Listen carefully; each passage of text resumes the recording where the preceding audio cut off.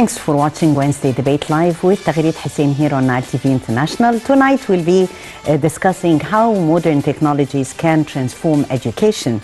As we know that the new republic is always keeping pace with the modern era and opening doors to a number of opportunities to the educated society for sure, and providing enhanced education for all Egyptians. Education is not only about the acquisition of knowledge, learning, or even studying the different syllabi, but it is mainly about introducing the qualified innovators and leaders for the future.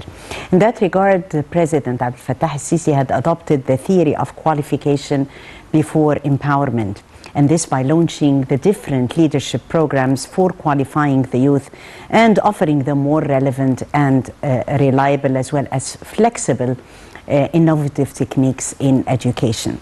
With the digital technology in our lives, definitely this has led to a real revolution and a whole transformation in education. Recently, a very important congress has been held in Cairo, Egypt, talking with education experts about the transformation in the field of education. How can we make education transformative, and how can we have around here many hats, many experts and think tanks and intellectuals sharing this vision and engagement among them, and also talking with representatives from the education ministry. We talk transformation education, technology integration, and also more about the technologies like the metaverse technologies, how virtual reality today can make education transformative. We're really honored to have with us Ms. Senida Kehl, our global educational expert on Nile TV tonight, who always with her vision really supports discussion through more about technology and how can technology and the revolution in the technological world today have its impact on education. Senida, thank you so much for coming. The pleasure is always mine. Thank you. And with the modern technologies around, as I said, it has the potential to transform education. And tonight we'll be talking about that. Let's check the upcoming report and we'll be back for more discussion. Egypt has made significant progress in a number of crucial areas in recent years, with developing education high on the agenda. President al-Sisi always follows up on the development of the education system and its fundamental aspects in Egypt, stressing the need to focus on developing human resources, improving the teachers' system, and expanding the establishment of new distinguished schools. This shall take place within the framework of the state's strategic and firm orientation towards supporting investment in education, so as to contribute to building the Egyptian character from birth until university education, with the aim of establishing a knowledgeable as well as scientifically and culturally savvy generation. The President also follows up on the government's plan to establish, develop and upgrade the efficiency of educational buildings nationwide in coordination with each of the various directorates of education, as well as the Decent Life Initiative for the development of rural Egyptian villages. As the education system and workforce evolve to become more technology inclusive, the new republic spares no effort to develop the education system, while applying technology, believing it is important for students to keep up with modern digital trends, while still obtaining a deep understanding of content. Egypt's recent studies all point to the net positive effect that can be realized from adopting AI to benefit substantially from the opportunities it affords. To this end, Egypt keeps working on developing a national strategy for AI, which aims to realize 2030 vision.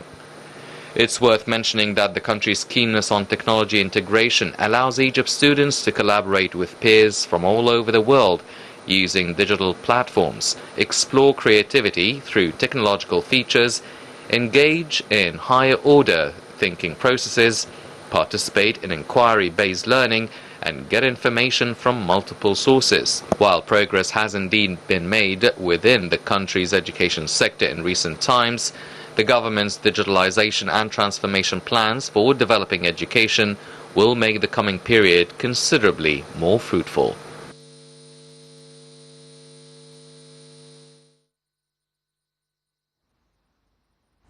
Well, addressing many challenges, what is really important today is quality learning, how to achieve quality learning through the different techniques, and how far can the transformative education be making like quite a difference. Senida, tell me more about the current global situation. And we've seen the important congress that was held here in Egypt, the annual Education Experts Conference, where education experts came from all over the world to discuss this issue. What's the future? How can we make education transformative? And definitely having an impact on our students and planning for a better life. Right. So this conference brought together people who work in education in various international schools here in Egypt. They are all, well, I would say education experts because they have long experience in education. And if there is one thing that we all coincided in was the fact that the future of the children is in our hands, and we have an important responsibility to prepare these people, these children, for a future that even we don't know what is going to look like. So that's probably more responsibility than any other job in the world. So as professionals, what we need to do is to keep up with the latest technology, latest discoveries and tools and techniques that enhance their learning in order to support their discovery of the future. So there are so many things happening right now in education, especially in technology. What we spoke about just 3 months, 4 months ago has now become part of the IB curriculum, for example. ChatGPT has been accepted for the students to report, to use it as a tool in their IB curriculum on the basis that they will report that they've used it. So then there are all kinds of AIs that quickly put together questions for interviews, or students can just come, put together small videos about everything in life. Teachers can just come up with PowerPoints, with presentations in like no time. So education is just at a moment right now where lots of things are happening at the same time, and everybody is a little bit on standby to see what is going to transfer or continue in the future, because there are many things that are happening now that might not happen in the future, but lots of things are going to continue in the future, and let's see which ones. Yes, to reach what we can say the approach needed to make the education transformative and make it happen on the ground in every country needs hard work. As you've said, that technology today is like changing lives of education experts around the world, plus of course the students. In the first place, we have the metaverse also taken into consideration, this transformation in education. Where to, in your opinion, and how can we make transformative education today happen in different countries around the world, in every country? Let me say. It's very interesting because metaverse is still a hot topic, and what I'm trying to say is that there are people who strongly believe in the future of the metaverse, and there are people who are reluctant to consider it a very important tool in education. So there are two very important opinions there. We collaborate, our organization collaborates with this school in the UK that are completely for metaverse, and I am trying myself to become more aware of how to use the metaverse in education. I'm still learning. This school is pioneering metaverse in parallel with the school curriculum, so students will learn a certain topic in their everyday learning, and then they will go into the metaverse to practice it. I find it fascinating, but there are people who believe that because it's still a very expensive piece of technology to access the metaverse, it's the Oculus, the glasses that you need to access the metaverse are very expensive, not only in Egypt, like everywhere in the world. And then to actually have something to do in the metaverse, so building this metaverse is also expensive right now, at least. So there are lots of schools that are trying to stay a little bit away from that, whereas other schools go full front on and they want to engage the students in the metaverse ASAP. There are camps, summer camps that for example, I would like my child to be in this summer, where they learn how to build in the metaverse, and I think it has future. But like I said, some schools believe that some students don't even have they cannot even afford an iPad or a laptop. How can they go fully immersed into the metaverse? So maybe in a way, it's a bit of a pessimistic opinion, but maybe this mega technology is going to enhance some students' learning, but not everybody's, just because we cannot keep up with in terms of finances. At the conference just 10 days ago, we spoke about that, and there are schools in Egypt that already use virtual reality again to enhance learning. For example, they learned about the planets and the name and how some of them are smaller or bigger, and what they do, what they look like. And then they go in the virtual reality and they actually see them and can compare everything, can visualize everything that they've studied. Now the metaverse is a step further, and this other school that I mentioned from the UK already do that, when the students actually land on the moon or on Mars and can actually touch it and can actually feel what it's like and can see the Earth from these from the planet or the satellite, right? Because the moon is a satellite, and so it's a very interesting approach. Now, can kids learn only from books and still develop capacity to become, scientists and all that? Absolutely. But I think that technology is here to help, to enhance learning, to speed it up in a way. And I think many times if you can visualize what you're trying to understand, it's easier, it facilitates information. I would say that technology right now, it's used to facilitate information. And then, if in the future it develops towards what I said in other times we spoke together, towards jobs that right now don't exist, such as tourism in the metaverse, touristic guides in the metaverse, or education, full education in the metaverse, then we will see.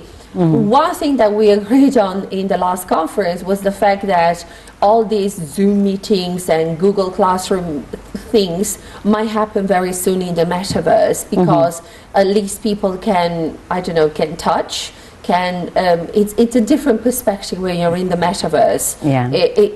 It brings a physicality there, which is probably less present or less visible for example, in a Zoom meeting. So it's definitely, this is what we call transformative education, and how can technology today really transform lives, not only the lives of students, but also the coaches or the coaches at the same time.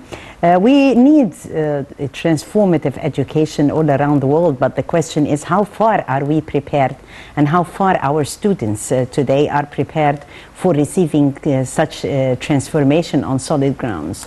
What do we need at the moment in order to keep pace with what is going to happen, Senida? Right. I think the students are very prepared, because the students are always on TikToks and YouTube, and they see all this thing. They prepared more than us. Absolutely.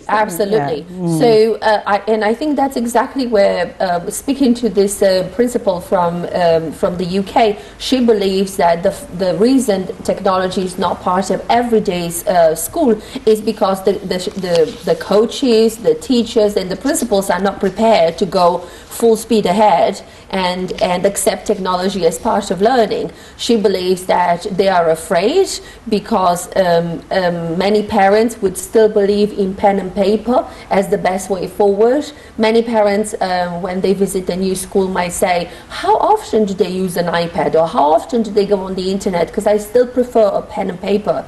type of education. So the parents already make a decision for the future of their children in a way. Other parents really believe in this, and they choose schools where metaverse or the online education is present in their everyday life, and they're not afraid of screen time, for example, yes. right? Yes. So I think the students are very prepared. It really depends on how each country is prepared to adopt this technology into their system. There is, of course, a fear of this technological advancement. We know that people who've already created this technology, these AIs, for example, the creator of ChatGPT, or for example, Elon Musk, or other people who are engaging in creating the future technological advancements, they already want the governments to intervene, because there is a fear that AIs can go a little too far too soon, and we can't control them. Yeah. So because of that, obviously parents, and I would always include myself, because I am not a digital technology generation, for example. I had to learn how to use it, right? So my generation, when we hear that, it sounds scary, and you're wondering like how much to promote it or not. In the conference, we had a very interesting topic. One of the school principals presented his topic in parallel with ChatGPT. So he said, I prepared what I wanted to tell you, and then I went on to ChatGPT to see what similarities ChatGPT would give me to my questions and answers. And it was 88% similar to what he anticipated.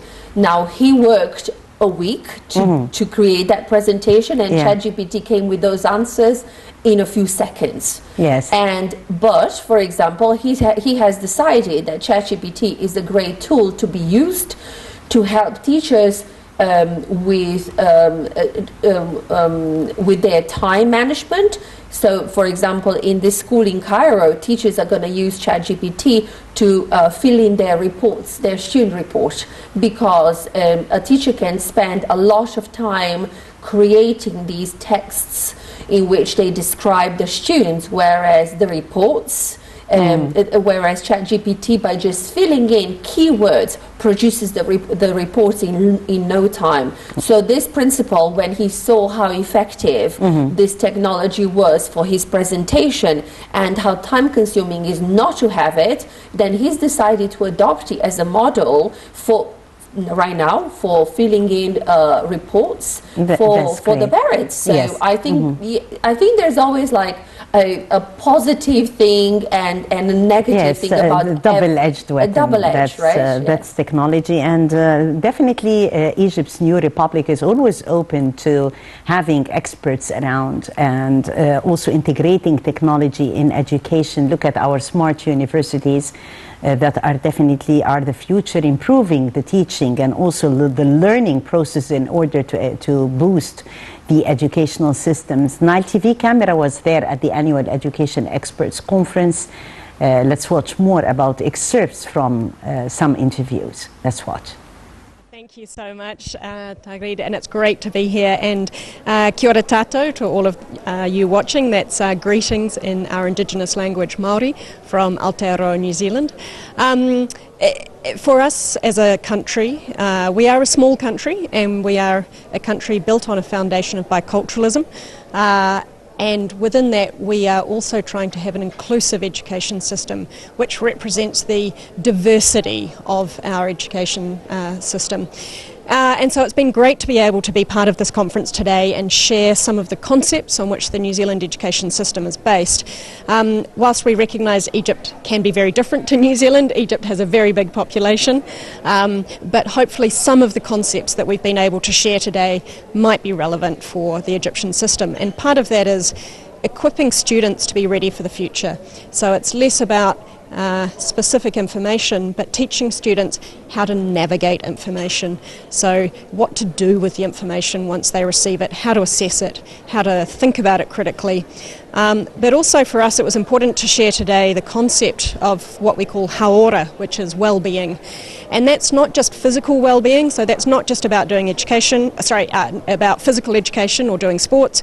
It's also about how you're feeling emotionally, mentally, and how you are engaging with your community, your religious groups, so that you bring all of that with you to school. And so that's part of our education system, which hopefully was relevant to today's audience in terms of how to equip Egyptian students for what is a very exciting future, but to be honest, quite an unknown future in terms of the sources of information and the technology that students today will be working with in the future.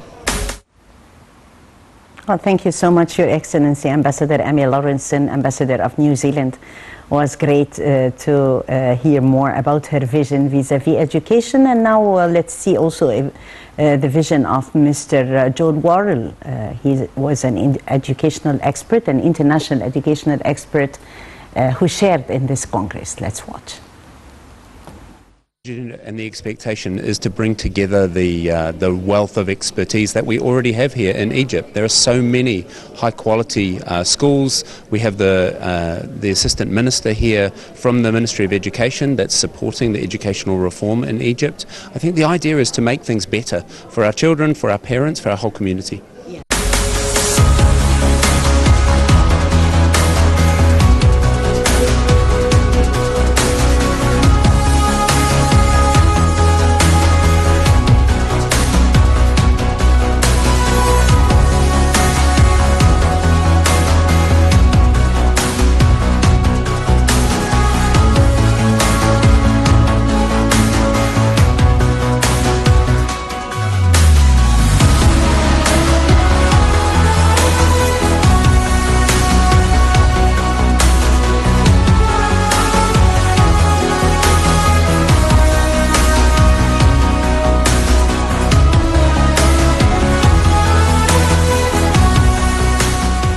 What we have to do in schools now is we have to work out where it moves from being a toy to being a tool.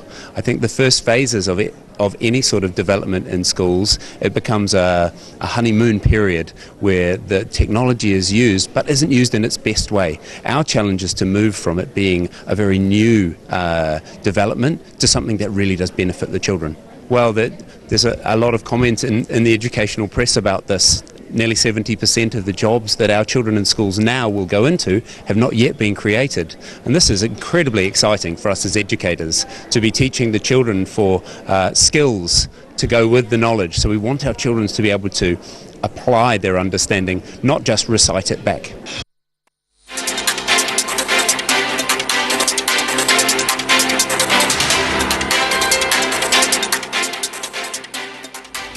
As Mr. Worrell Schneider said, that we need to transform from having a toy into having a tool. And he talked also about the skills that are actually necessary in order to, as weapons with our kids. This was partly what we were discussing. How far are our students and children prepared for the new technology, and what sort of skills do they need in order to keep pace with what is happening?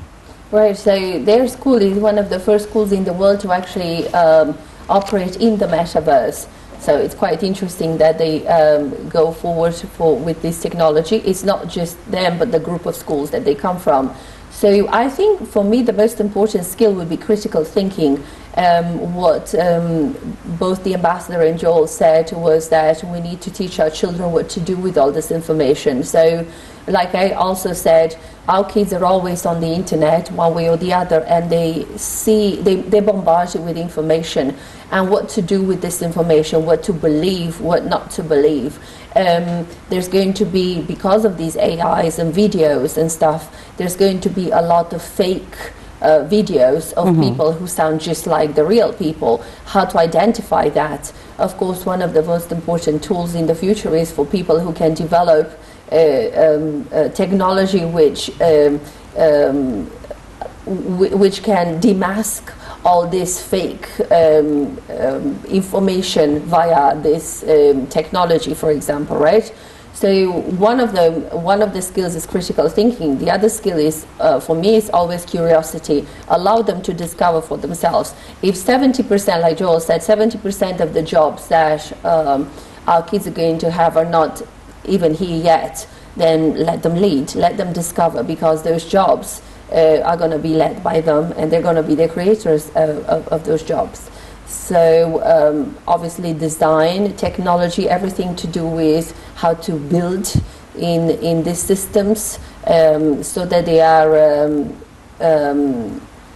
aware and not afraid of the technology. I think that would be a very important skill to have as well. Yes, we can see or witness nowadays also the different educational apps that we can find on the mobiles, and how far are they actually transformative? How far can they help the students in the learning system? And do we have pros and cons from having such apps? Yeah, all apps can be good for something and maybe negative for other things, but depends on what you want to do with an app. If you just want to practice a certain skill, for example, you want to learn English, then Duolingo is a good app where you can go in Arabic and translate it into English, and the other way around, and see how the language works. If you want an app where you learn how to build in the metaverse or build in an AI or something like that, then I would suggest two things. Not only the apps like Minecraft, where you design something like that in the metaverse, but actually an app that teaches you how to do it. There are lots of important websites where you can access these courses for free. And they are taught by very important universities around the world, and you only have to pay maybe for the certificate. So do you want to know how to access the metaverse, what you need to build a universe in the metaverse? Then you can go to Udemy, for example, and you can access all these courses led by important universities in the world, and you can specialize yourself in something like this. What other apps? For children, I would say, for example, an app that's very used in international schools would be Kahoot. And this is an app where you can play, you can design and you can play clever games for free. So, for example, a teacher can design a competition on, I don't know, geography. So it builds or imagination. Maths, yes, exactly. Or children, once they know how to do it, children can design their own competition and can run against other teams. Or, for example, the dojo that a lot of parents use in collaboration with the schools. So it's another app which parents can have a little control upon. So children can perform duties and responsibilities, little jobs, and then they get their dojo points there, and maybe there's a prize when that happens. So there are quite a lot of apps. Some of them are run from Egypt. I think one of them is called Business for You, or and that's also for free. And it's really an easy way to access to information, and then you decide what you want to do with that information. If possible, I would have a good IT lab in every school in Egypt, and I would give every class at least an hour, if not more, of preparation in this lab, and I would teach them more how to design stuff, coding. These are the skills that are needed in order to know how to operate in all this, AIs, metaverse, everything we keep on talking about. Yes. For me, that would be the most important thing. Now, I have noticed that most people in Egypt have access to a mobile phone. So I'm wondering why people don't develop some simple things that everybody can access via their mobile phones, because mobile phones seem to be more at hand than iPads or laptops or even an IT lab. in the school. So I'd say that that's something that schools should consider, or maybe the Ministry of Education should consider in collaboration with factors and people who can develop something like that. We're always talking while discussing the metaverse technology about getting freed, the idea of getting freed of geographical location, and at the same time getting freed of time, the time limit. I mean, how can this help in the imagination of the students? How can it, from your own point of view, add to their knowledge, add to their learning skills? Right. What would be the pros and cons? Well, the pros are clearly that a student from Egypt can just study together with a student from Australia and a student from the US at the same time, as long as they have a common language to use, and they can learn exactly the same skills, right? So that is amazing. Another one is obviously financial. You can have a metaverse meeting, and you can share more than just the screen, right? And again, there's no borders in the metaverse, right? The cons are obviously privacy. The metaverse is public or private, and if any school decides to use the metaverse, needs to ensure that all the parameters of safety and security are met, just like in a normal school.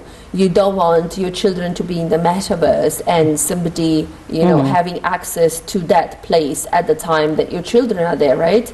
So there are lots of things to take into consideration, which probably many people are not even aware. I'm learning them slowly as well. So basically it's not just one size fits all idea, just go into the metaverse. It's not like going on the internet and having, like right now in this room, 20 kids all on Google, for example, accessing information. It's not like that. It's actually going into a space which is not physical, but it looks like the physical space, and you need to ensure that when the children are there, they're protected, just like you would ensure that they're protected in a physical school. So it's not just a matter of let's build the metaverse and let's access it. It's a matter of safety as well. It has a lot of implications. And maybe when parents hear that, they're a little bit nervous. And since the metaverse can be accessed from home, not only from school, that's something that the parents need to know and be involved as well. So it becomes not only the school problem, but the family problem as well, right? Yeah, but it's the future, and definitely the future is changing, and we are witnessing today this sense of transformative education in our lives. It will change definitely also how the classroom looks like in the future, how we learn, how we get access to knowledge, and how we can exchange experiences, feeling free. From time and geography. I think rows of desks are kind of finished because in the metaverse people are moving and people are experiencing things. They are touching the ground with their hands. For example, if they're learning the human body, they are touching the different parts of the human body, and they are placing them where they should be in the body. So in today's school, you have the shape of a human body, and the children maybe put stickers to where everything is, or they actually have a go at placing the organs where they should be, whereas in the metaverse everybody has their thing to do and they know how to do it. So I think the metaverse is a mobile classroom. It's not static anymore. The metaverse will probably need a different classroom management because the children are moving. They are not sitting down in rows and on chairs to receive information.